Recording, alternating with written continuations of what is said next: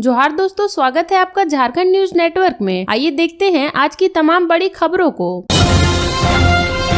Action में DGP Anurag Gupta, अब FIR करने में आनाकानी करने पर नपेंगे थानेदार। रांची साइबर अपराध ST/SC केस, मानव तस्करी या महिला अपराध से जुड़े मामले में कोई पीड़ित अगर थाना जाता है तो केस दर्ज करने की जगह उसे केस विशेष से जुड़े थाने में जाने को कहा जाता है। अब ऐसा करने वाले थाना प्रभारियों के खिलाफ कड़ी कार्रवाई करने का निर्देश दिया गया है। झारखंड के डीजीपी अनुराग गुप्ता ने सभी SSP और SP को निर्देश दिया है कि ऐसा मामला संज्ञान में आने पर थानेदार को उस वक्त थाने से हटाए और कड़ी अनुशासनात्मक कार्रवाई करें। उन्होंने कहा कि थाने में पुलिसकर्मी आम जनता के साथ अच्छा व्यवहार करें। आप जनता के सेवक हैं, जनता के मालिक नहीं। सुरक्षा कर्मी के रूप में अपनी सेवा दें। झारखंड के डीजीपी अनुराग गुप्ता ने राज्य के सभी SSP और SP को पत्र लिखा है। उन्होंने कहा है कि ऐसी शिकायतें मिल रही है कि थाना प्रभारी और थाने के पुलिसकर्मी, खासकर मुंशी, आम लोगों या पीड़ितों से अच्छा व्यवहार नहीं करते हैं। इस वजह से वे भटकते रहते हैं। झारखंड के पुलिस महानिदेशक अनुराग गुप्ता ने SSP और SP को लिखे पत्र में कहा है कि कई तरह के बहाने बनाकर समय पर प्राथमिकी दर्ज नहीं करने वाले थाना प्रभारियों के खिलाफ कड़ी अनुशासनात्मक कार्रवाई करें। उन्होंने आम जनता से बदतमीजी और दुर्व्यवहार करने वाले पुलिसकर्मियों के खिलाफ भी कड़ी अनुशासनात्मक कार्रवाई करने को कहा है। झारखंड के डीजीपी ने कहा कि सभी पुलिसकर्मी समाज और जनता के सेवक हैं, सुरक्षा कर्मी हैं। वे जनता के मालिक नहीं हैं, इसलिए इसी भाव से वे जनता की सेवा करें।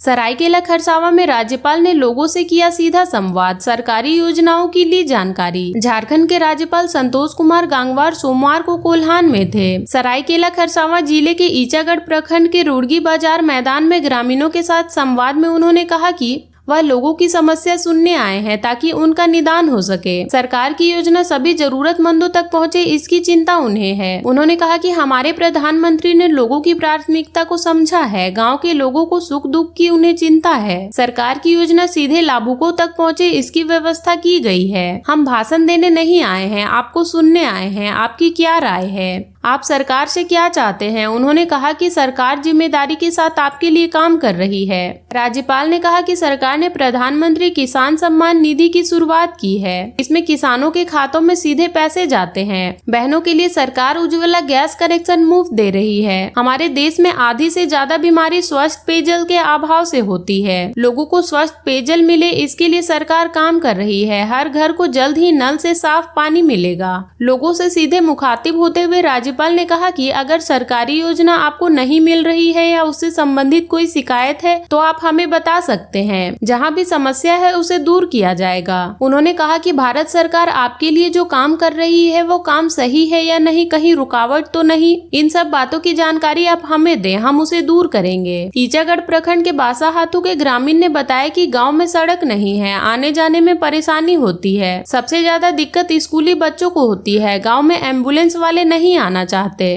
राज्यपाल संतोष कुमार गंगवार ने इस दौरान केंद्र और राज्य सरकार की जन कल्याणकारी योजनाओं के बारे में भी ग्रामीणों से जानकारी ली। लाभुकों से प्रधानमंत्री आवास योजना, PM उज्ज्वला योजना, मनरेगा योजना, पेंशन के बारे में भी पूछा। लाभुकों के बीच परिसंपत्तियों का वितरण भी राज्यपाल ने किया। रांची में बदला मौसम का मिजाज, हुई झमाझम बारिश। झारखंड में एक बार फिर से मानसून सक्रिय हो गया है। आज रांची के कई इलाके में अच्छी बारिश हुई। बारिश होने से मौसम सुहाना हो गया। मौसम केंद्र की माने तो 6 सितंबर तक कई स्थानों में बारिश देखने को मिल सकती है। इस दौरान आसमान में बादल छाए रह सकते हैं। मौसम केंद्र की माने तो राज्य में अगले 3 दिनों के दौरान अधिकतम तापमान में 2 से 3 डिग्री की गिरावट हो सकती है, लेकिन उसके बाद भी सामान्य रहने की स्थिति होगी। मौसम विभाग ने वज्रपात की भी चेतावनी दी है और बारिश के दौरान खुले में रहने को मना किया है। वहीं किसानों को खेत से दूर रहने की सलाह दी गई है। उत्पाद सिपाही बहाली में मौत को अमर बावरी ने बताया हेमंत सोरेन सरकार का नरसंहार। झारखंड विधानसभा में नेता प्रतिपक्ष अमर बावरी ने हेमंत सोरेन की सरकार पर नरसंहार करने का गंभीर आरोप लगाया है। पलामू दौरे के दूसरे दिन उत्पाद सिपाही बहाली प्रक्रिया के दौरान 14 अभ्यर्थियों की मौत पर उन्होंने कहा कि झारखंड की यह सरकार नौकरी नहीं बांट रही, नरसंहार कर रही है। किसी एक प्रक्रिया के तहत इतनी मौतें होना नरसंहार से कम नहीं है। सरकार को इसका जवाब देना पड़ेगा। अमर बावरी ने कहा कि जिस तरह उत्पाद सिपाही बहाली प्रक्रिया में एक के बाद एक मौतें हो रही है, यह सरकार की लापरवाही का नतीजा है। यह हत्या का मामला है। इस तरह से गरीब, असहाय, जरूरतमंद युवकों की हत्या का पाप सरकार कैसे छुपाएगी, यह देखना है। उन्होंने कहा कि भारतीय जनता पार्टी पूरी घटना को लेकर घोर निंदा करती है। इस दुख की घड़ी में भुक्तभोगी परिवार के साथ खड़ी है।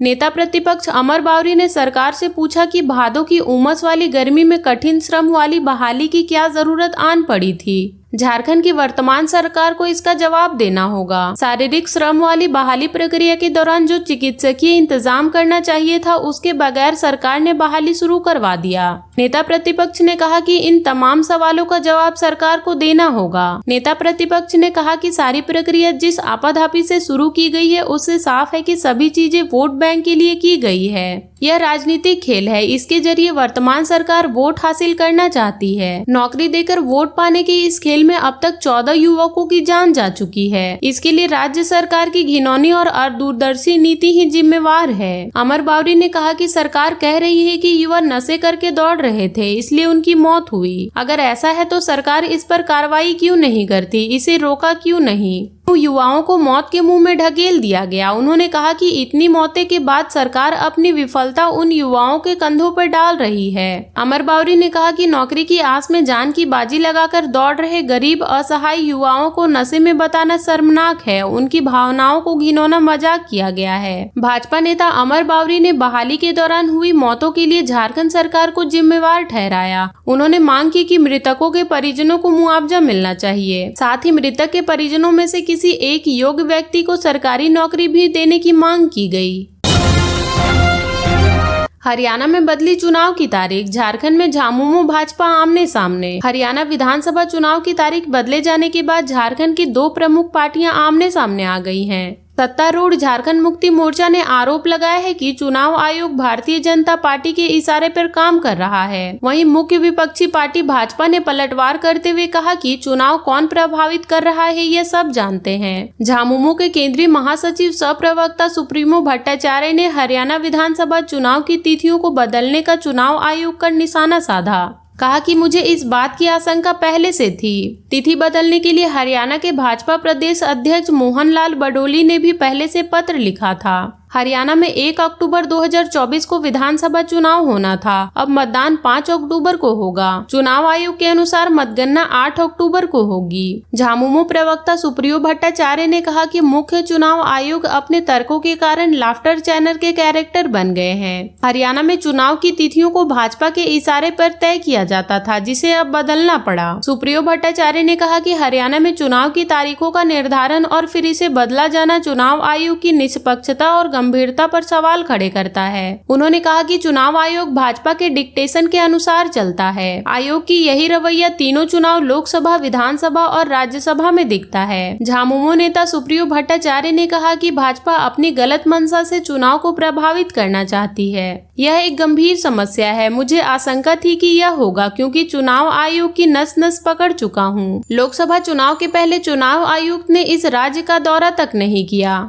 भीषण गर्मी में 4 चरणों में लोकसभा चुनाव कराए गए। इसके बाद माफी मांगी गई। कहा कि एडीआर की रिपोर्ट है कि पोल वोट में अधिक काउंट वोट हैं। जांच कराने के लिए कहा गया, लेकिन इस पर भी चुप्पी साध ली गई। दूसरी तरफ भाजपा के प्रदेश महामंत्री सह सांसद आदित्य साहू ने झामुमो के सुप्रियो भट्टाचार्य के प्रेस वार्ता पर पलटवार किया। कहा कि झामुमो को आसान्य विधानसभा चुनाव में होने वाली दिख रही है। इन राज्यों में समस्याओं से ज्यादा पड़ोसी राज्य दिखाई पड़ते हैं। टूटते बिखरते झामुमो की पीड़ा का ठिकरा झामुमो के नेता चुनाव आयोग पर फोड़कर मन की शांत कर रहे हैं। बोकारो में पीएलएफआई का तांडव। सड़क बनाने वाली कंपनी के डोजर और रोलर को फूंका। झारखंड में एक बार फिर उग्रवादियों का हमला हुआ है। इस बार उग्रवादियों ने बोकारो जिले के सड़क निर्माण करने वाली एक कंपनी को निशाना बनाया है। पीएलएफआई के उग्रवादियों ने कंपनी के डोजर और रोलर को फूंक दिया है। पीएलएफआई के उग्रवादियों ने लेवी के लिए आगजनी की घटना को अंजाम दिया है। जैना मोड़ से गोला तक सड़क का निर्माण करा रही एनजी प्रोजेक्ट कंपनी के डोजर और रोलर को पीएलएफआई के सदस्यों ने रविवार की देर रात आग के हवाले कर दिया। घटना जसीडीह थाना क्षेत्र के कोचागोड़ा के के पास घटी है। आगजनी के बाद PLFI के केंद्रीय संगठन ने यादव जी के नाम से मौके पर कई पोस्टर भी छोड़े हैं। इस पोस्टर के जरिए 5 लाख रुपए की लेवी मांगी गई है। कहा गया है कि जब तक PLFI को ये पैसे नहीं मिल जाते काम बंद रहेगा। अगर काम नहीं बंद किया तो और नुकसान झेलना पड़ेगा। उग्रवादियों ने यह भी धमकी दी है कि अगर चेतावनी को गंभीरता से नहीं लिया गया और बिना लेवी दिए काम शुरू किया गया तो जान माल का नुकसान भी हो सकता है। हालांकि सूचना मिलने के बाद पुलिस मौके वारदात पर पहुंची और वहां से सभी पोस्टर जब्त कर लिए। देर रात को ही फायर ब्रिगेड की गाड़ियों ने पहुंचकर आग को बुझा दिया। 24 अगस्त को भी PLFI के पोस्टर साटकर 5 करोड़ रुपए की लेवी मांगी थी। इसके बाद इस घटना को अंजाम दिया गया है। इस घटना के बाद कंपनी के मजदूरों और स्थानीय लोगों में दहशत है। थाने से महज 1.5 से 2 किलोमीटर की दूरी पर इस घटना को अंजाम दिया गया है। रांची के किस इलाके में हो रहे हैं सबसे ज्यादा निर्माण कार्य? झारखंड की राजधानी रांची में कितनी बहुमंजिली इमारतें बन रही हैं? सबसे ज्यादा निर्माण कार्य किस इलाके में हो रहा है? क्या आप इन सवालों के जवाब चाहते हैं? अगर आपको मालूम नहीं तो हम आपको बताते हैं कि रांची का कौन सा इलाका है जहां सबसे ज्यादा कंस्ट्रक्शन प्रोजेक्ट का काम चल रहा है। रांची का बरियातू वो क्षेत्र है जहां सबसे ज्यादा और सबसे तेजी से निर्माण कार्य हो रहा है। दूसरे नंबर पर हरमू, अरगोड़ा और आसपास का इलाका है। वहाँ कुल 25 प्रोजेक्ट चल रहे हैं। इसके बाद पुदांग में 24, कांके रोड में 22, मोराबादी व आसपास में 13, हटिया में 11, डोरंडा में 10 और तुपुदाना में 9 बहुमंजिली इमारतों के प्रोजेक्ट पर काम जारी है। सबसे कम प्रोजेक्ट रातू रोड और कटहल मोड़ में है। दोनों की क्षेत्रीय में 7 प्रोजेक्ट पर काम जारी है। ग्रामीणों को सरकार के विभिन्न योजनाओं की दी गई जानकारी। आपकी योजना आपकी सरकार आपके द्वारा कार्यक्रम के तहत सोमवार को बड़तल्ला पंचायत में शिविर लगाया गया। इसमें अपर समाहर्ता अरुण कुमार एका मुख्य रूप से शामिल हुए। अपर समाहर्ता ने विभिन्न योजनाओं के बारे में लोगों की जानकारी दी और योजना का लाभ लेने के लिए जागरूक किया। वहीं लाभार्थियों के बीच परिसंपत्ति का वितरण किया। BDO दिलीप टुडू ने राज्य सरकार की ओर से चलाई जा रही विभिन्न जन कल्याणकारी योजनाओं की जानकारी ग्रामीणों को दी। CO मनोज कुमार ने कहा कि शिविर में किसान क्रेडिट कार्ड योजना, मुख्यमंत्री पशुधन किसान योजना, बिजली बिल से संबंधित शिकायत, हरा राशन कार्ड, धोती साड़ी, लुंगी वितरण, राशन कार्ड में संशोधन, अबुआ स्वास्थ्य सुरक्षा योजना, आयुष्मान कार्ड वितरण, गुरुजी कार्ड, मुख्यमंत्री रोजगार सृजन योजना, आधार कार्ड से संबंधित आदि, जाति आवासीय प्रमाण पत्र, स्वराज के अभिलेख में संशोधन, सामुदायिक वन पट्टा, जन्म एवं मृत्यु प्रमाण पत्र से संबोधित अबुआ आवास योजना, बिरसा सिंचाई कूप संवर्धन योजना, बिरसा हरित ग्राम योजना, सावित्रीबाई फुले किशोरी समृद्धि योजना, झारखंड मुख्यमंत्री मैया सम्मान योजना, सर्वजन पेंशन योजना, वृद्धा पेंशन योजना, विधवा पेंशन, दिव्यांग पेंशन आदि योजनाओं के लिए आवेदन लिया है। उसके निष्पादन के लिए संबंधित कर्मी सक्रिय हैं। मौके पर संबंधित विभागों के पदाधिकारी एवं कर्मी मौजूद थे। विहिप ने स्थापना दिवस पर अपनी उपलब्धियों को गिनाया। विश्व हिंदू परिषद प्रखंड समिति ने रामेश्वर धर्मशाला में सोमवार को विहिप का 6वां स्थापना दिवस मनाया। मौके पर कार्यकर्ताओं ने धर्म और संस्कृति की रक्षा में बलिदान देने वाले का नमन किया। विहिप में 60वें वर्ष की उपलब्धियों की जानकारी दी। ट्रेन की चपेट में आने से जरपुरा के युवक की मौत। जामा दुमका जसीडी रेलवे लाइन पर जामा रेलवे स्टेशन के पास रविवार शाम ट्रेन की चपेट में आने से 25 वर्षीय युवक की मौत हो गई। घटना की सूचना मिलने पर जामा पुलिस मौके पर पहुंची। शव को कब्जे में लेकर पोस्टमार्टम के लिए फूलो झानो मेडिकल कॉलेज अस्पताल भेज दिया। शव का शिनाख्त जामा थाना क्षेत्र के जरपुरा गाँव के जयराम महतो के पुत्र हेमसागर कुमार के रूप में हुई है। वह किसी कार्य को लेकर करीब 5 बजे घर से दुमका के लिए निकला हुआ था। रविवार शाम को दुमका लौटने के क्रम में ट्रेन के रुकने से पहले अनियंत्रित होकर पोल के नीचे गिर गया, जिससे गंभीर रूप से जख्मी हेमसागर की मौत हो गई। परिजनों ने सुबह शव की पहचान की। परिजनों का रोते रोते बुरा हाल हो गया। ASI मनोज कुमार सिंह ने बताया कि शव का पोस्टमार्टम कराकर परिजनों को सौंप दिया गया है। तिलभिट्टा स्टेशन पर मोबाइल चोरी के आरोप में युवक पकड़ाया। RPF ने हावड़ा गुमानी रेलखंड के तिलभिट्टा स्टेशन में मोबाइल चोरी के आरोप में एक युवक को गिरफ्तार किया है। RPF के अनुसार बरहरवा थाना क्षेत्र के रामनगर जाम निवासी हफीजुल शेख को गिरफ्तार किया गया है। RPF इंस्पेक्टर कुलदीप ने बताया कि गाड़ी संख्या 13032 जैसे ही लिट्टीभिट्टा स्टेशन पर दोपहर करीब 1:10 में रुकी, कुछ यात्रियों के हो हल्ला करने की आवाज सुनाई दी। पहुंचकर छानबीन की तो पता चला था कि एक यात्री का मोबाइल युवक ने छीन लिया है। यात्रियों ने एक संदिग्ध को पकड़कर रखा था, जिसे आरपीएफ की टीम ने कब्जे में लेकर आरोपी से पूछताछ की। मामले में सत्यापन पाए जाने पर उक्त आरोपी को पाकुड़ लाया गया। अग्रेतर कार्रवाई के लिए जीआरपी को सुपुर्द कर दिया गया।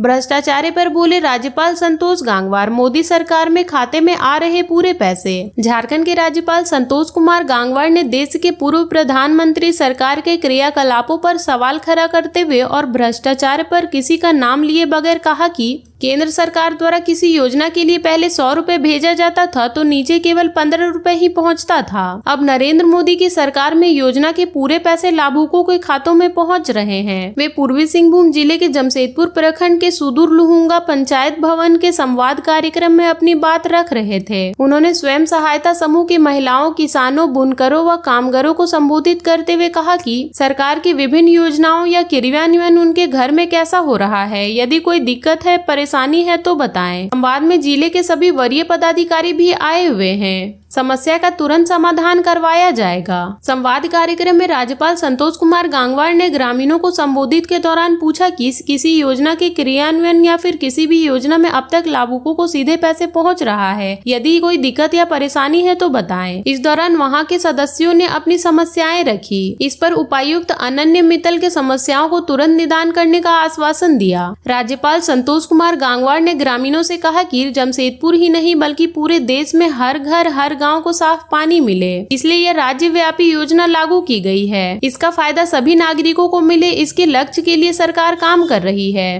राज्यपाल ने कहा कि सरकार गरीब लोगों के घर, शौचालय समेत अन्य लाभकारी योजनाओं का लाभ अच्छे तरीके से मिले, इसका अधिकारी पर ध्यान रखे ताकि योजना का मकसद पूरा हो सके। झारखंड उत्पाद सिपाही दौड़ में मौत का सिलसिला जारी, ड्यूटी में तैनात जवान की गई जान। झारखंड उत्पाद सिपाही परीक्षा बहाली दौड़ के दौरान पलामू के चियांकी हवाई अड्डा में ड्यूटी में तैनात कैंप में रविवार देर रात लातेहार जिला पुलिस बल के आरक्षी 42 वर्षीय अजीत कुजूर की मौत हो गई। सूचना मिलने के बाद सोमवार को पुलिस ने शव को अपने कब्जे में ले लिया और एमएमसीएच में पोस्टमार्टम कराया। अजीत कुजूर गुमला के भरनो सिक्की थाना क्षेत्र के सनहेरी गाँव का निवासी है। फिलहाल वह लातेहार में पोस्टेड था। शव का पोस्टमार्टम कराकर उसे लातेहार पुलिस बल को सौंप दिया गया। लातेहार पुलिस मेंस एसोसिएशन के सचिव जितेंद्र यादव ने बताया कि डीआईजी के आदेशानुसार लातेहार पुलिस लाइन में पोस्टेड आरक्षी अजीत कुजूर को चियांकी हवाई अड्डा में उत्पाद सिपाही बहाली में दौड़ में ड्यूटी पर लगाया गया था। रविवार में दिन की ड्यूटी के बाद वह कैंप गया, जहाँ रात में वॉमिटिंग होने लगा, जिसके बाद डॉक्टर के परामर्श के बाद दवा खाए, जिसके बाद सो गया। सुबह में उपस्थित लोग उठाने के लिए गए तो मृत पाया गया। बाद में मामले की जानकारी वरीय पदाधिकारी एवं परिजनों को दी गई। सूचना पाते ही पलामू पुलिस मेंस एसोसिएशन एवं लातेहार पुलिस मेंस एसोसिएशन ने लोगों को मौके पर पहुंचाकर शव को पोस्टमार्टम कराकर शव को लातेहार ले जाया गया। लातेहार पुलिस स्टेडियम में शोक सभा एवं गार्ड ऑफ ऑनर के बाद मृतक के परिजनों को सौंप दिया गया। मृतक अपने पीछे 2 बेटे और 1 बेटी छोड़ गए हैं। वहीं अब तक इस दौड़ में कुल 12 लोगों की जान चली गई है, लेकिन यह बहाली बार में सुरक्षा में तैनात पुलिसकर्मी की मौत हो गई।